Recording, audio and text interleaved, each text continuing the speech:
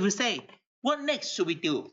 As I mentioned before, because the reason why we will have a data model, because we would like to retrieve the information from different table from different data sources, right? And next, that is, if we need to do analysis on several tables or maybe 100 tables altogether, then we need to build up relationship for each table. It's very important, right? So as you can see here, for the diagram view in the Power P4 for Excel, the major function is to build the relationship between tables. So just have a look over here. As you can see here, okay, in the transaction table, we will have something called the product ID. And over here, in the table product, we also have the product ID over here. Basically, what's the usage of the product ID? For layman, okay, I tell them, okay, for layman, okay, product ID is the linkage, okay, to build up the linkage between these two tables. However, if you would like to have a more conceptual, theoretical concept, okay, on this design is like that. In the product table here, the product ID we'll call it as in the academy. Okay, we'll call it as the PK. PK means the primary key. What's the use for primary key? Primary key is to keep the record, okay, inside a certain table, keep the uniqueness of the record. Okay, what's the use of the PK then? What is the meaning of uniqueness? For example, let's take me as an example. My name is David Mann. Basically, in Hong Kong, there will be at least 100 David Mann in Hong Kong, maybe. So how to differentiate this David Mann to other David Mann in Hong Kong? For Hong Kong government, they use a very, very simple method. That is to assign each David Mann have a unique key. And that unique key is the PK, the permanent key of each David Mann. In Hong Kong, this is the Hong Kong ID card number. For your country, maybe your country also issue an ID card. Then the ID card number is your primary key. The usage of the primary key is to keep your uniqueness, to easy to identify different records. This is very important. And now for here, if you see, well, for the transaction table over here, you also have the product ID. But what is the name of this product ID? Okay, basically the name for this product ID is the primary key to keep the uniqueness of the table. And for this product ID, because it is used for what? For the transaction table to point to another table to look for detailed information. So this ID will point to a foreign table. So we will call this ID as the FK. FK, that means the foreign key. That means we will use this ID to point to a foreign table to look for the detailed information of the product. Okay, similar to the product ID. Custom ID over here inside the transaction table is the foreign key.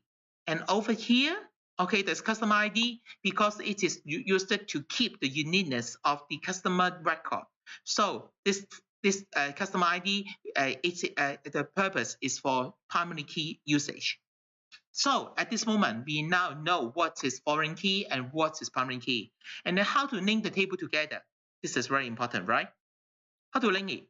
Very complicated. Listen very carefully. We need to select the product ID over here and drag and drop to the transaction table over here, point to the product ID, and then release. And then we have already built the relationship between the transaction table and the product table, right? Very complicated, right?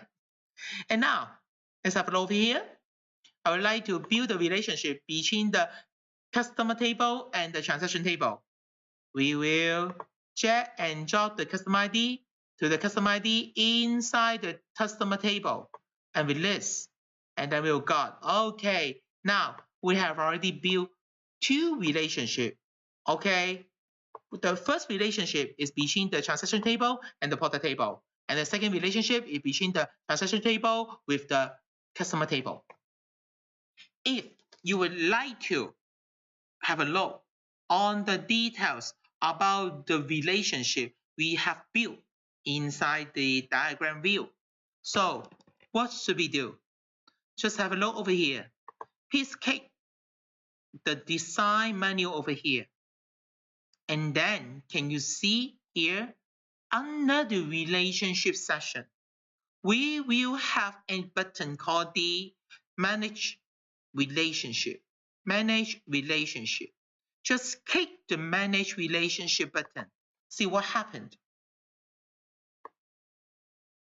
As you can see here, okay, we can see the relationship between the tables. Okay, between the tables. Just have a look. See what we have. As we can see here, it will show all the relationship because up to this moment, we've got only 2 relationships. So we've got table 1, okay, linked from the transaction table to the customer table. And the other one is transaction table to the product table, right? And the relationship is what? Is many to one. What does it mean by many to one? Just have a look over here. This is the transaction table. Here we've got a asterisk. For asterisk, that means the many relationships. And over here, onto the product, here it will show you the 1 over here. That means this is the 1 relationship. So this relationship, we'll call it as many to one. Why? Why will have this relationship many to one? Let's guess. Okay, what happened over here? Okay, for example, here it will show you the transaction, right? And here it will show you the detailed information of a certain product, right?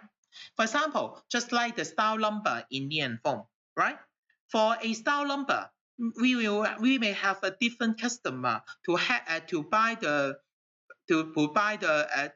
same style number product from us, right? So we may have so many transactions from different customer in different day. So that's why we will have many transactions point to the same style number. The scenario is just like what we are doing here. Here we will got a single product over here, just like, okay, we would like to buy the M&M chocolate, okay, from the nearby Circle K. From that Circle K, maybe, okay, the M&M chocolate is one of the item number over here. And for this single item number, they will have more than 1 transaction per day, okay, for buying the M&M chocolate, right? So that's why the relationship between the product and the transaction, the relationship is 1 to many, because we will have more than 1 transaction to handle the same product item ID, right? Just similar to that of the relationship between the product.